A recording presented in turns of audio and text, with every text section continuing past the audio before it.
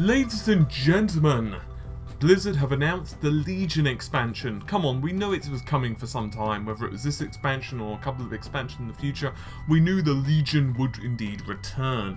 So what are my thoughts and opinions on this, since I am an ex-WoW addict? We're going to be breaking down some of this stuff. Obviously there is a lot of information. I'm going to start out with, I guess, the thing that most people are going to be interested in, the fact that there's yet another new class. It's the second hero class introduced into the game. Get ready, drum roll please, it is the Demon Hunter. So this is, as I mentioned, a hero class, which means it's going to start at a higher level, and a specific area, of course, as you'd expect, so pretty much like the Death Knights have had. There are going to be two talent specializations, Havoc, which is going to be DPS focused, and Vengeance, which is going to be more tanks focused. And there's going to be various spells and abilities to add to the Demon Hunter Demonic Fury.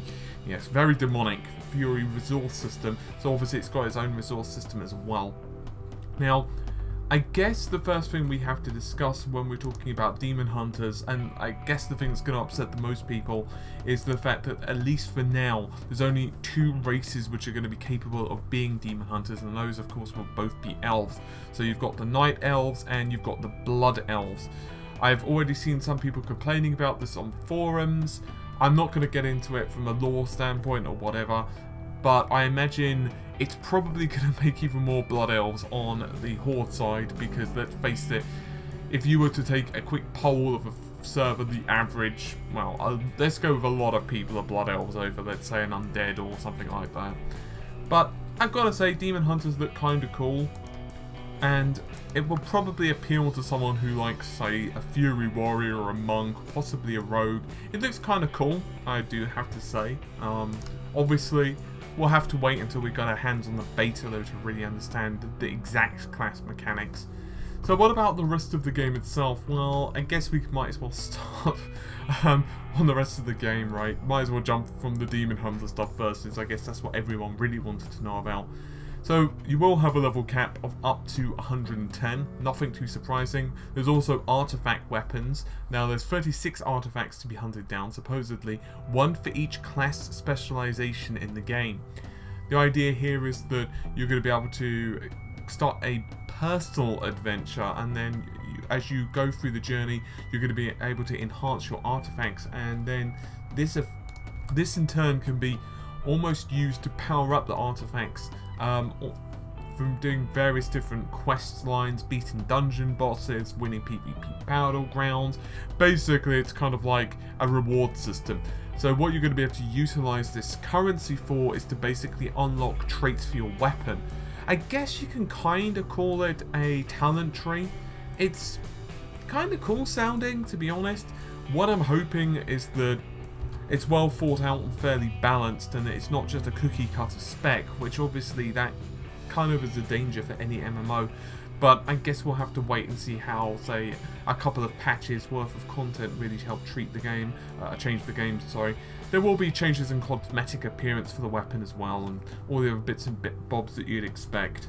At the present, there's only been a handful of dungeons which have been announced, 3 actually. The first is Halls of Valor, which is pretty much a leveling up dungeon, and it's going to be in the Stormheim region of the continent. You've got Black Rook Hold, which is an ancient elven fortress, and then finally the Vault of the Wardens, which is more tainted towards demon hunting. They do have named others, but they've not really mentioned anything specifically about them. Eye of Ashara, Darkheart Thicket, Suramar City, Violent Hold, Nefarian's Lair, and Nihilheim are a few of the others mentioned. And for those wondering, what about the Emerald Nightmare? Well, that's going to be a raid. At least, from what we understand, there's going to be at least 7 bosses, and it will be basically a nightmarish version of the Emerald Dream, as you can probably imagine. And Suramar Palace also includes 10 bosses. And supposedly you're going to face off against Gul'dan, because he's not so much with the dead, at least at the moment. Now, the Broken Islands itself was quoted to be a vast night elf civilization, or rather was a night elf civilization. Now it's pretty much just a skeleton bones. And so the entire continent is pretty much like a graveyard. It also it's also home to this Tomb of Sargeras, and obviously gateway to loads of Legion worlds. Now, as you can imagine, if you cast your mind back to the Burning Crusade, and probably one of the best moments for me in World of Warcraft, I have quite a few, like for example when you go into Stormwind, or the first time you fly over Syrian Gorge was a really big one. But one of the ones that I just remember is when you kind of level to like that 58 mark, and then you go through the gateway. Yeah, you know what I'm talking about. And then you think to yourself, oh, and you see all of these demons fighting, and you know, the demons are basically being held back at, of course, the gateway to our world, also known, of course, as the Dark Portal. But it's going to be very similar to this. Effectively, from what we understand, it's going to be a massive demonic invasion, so I guess there's going to be stuff like that going on throughout the world that we're going to be seeing. We will be seeing, as I said, taking the fight to gul'dan, fighting at the Tomb of Sargeras, and this is actually going to even happen before the expansion itself even launches. That's what they're saying. It's going to be kind of like the story leading up to Warlords of Draenor with the Dark Portal, and it's kind of like the pre-expansion event, I guess. That happens all the time. Back, for example, you all know about the Undead event, which happened just prior to the Wrath of the Lich King's launch, and everyone got really upset with that one. Supposedly they're saying that anyone who's played WoW is going to be shocked. I'm kind of hyped. I mean, there's a lot more to say about this, but I'm not going to go into every single detail because obviously I'll be here for some time. But it's kind of cool because everyone's wanted to use like the Ashbringer just for the sake of argument. Or everyone's wanted to wield Frostmourne, or everyone's wanted to wield something. Like, as a Ret Paladin, for example, you're going to be able to use Ashbringer, which is really cool. As a Frost Death Knight, you're going to be able to set out, get Frostmourne shards, and then reforge them to utilize a pair of Ice Rune, Rune Blades. It's kind of cool. I think it has a lot of potential. There are things such as class orders, which I'm not particularly sold on. Basically, you're going to be obviously the kind of I guess, leader of a chosen class. So, for example, let's say you're the leader of the warrior class, and each class will have its own hall order, and that will represent kind of like a base of operations exclusive to your class. Shamans have a conclave overlooking the Maelstrom, and that's just for example. Obviously, someone such as the Paladins will have an order hall which is beneath Light Hope Chapel. It's not something I'm particularly interested in myself, but then I don't know enough about it in terms of I've not played it to really make a massive judgment.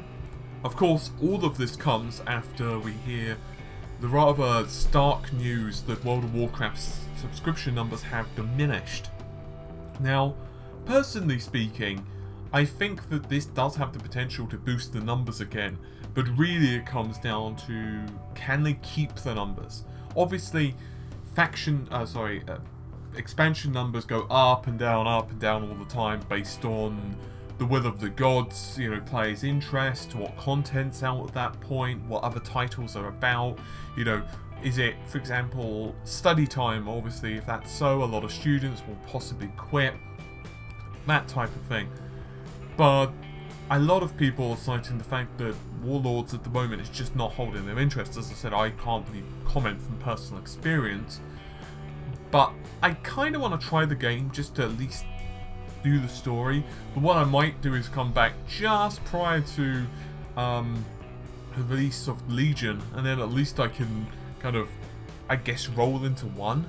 But anyway, kind of cool. I'm interested in it. I think it was about the best that we could have hoped for an expansion, at least in my opinion.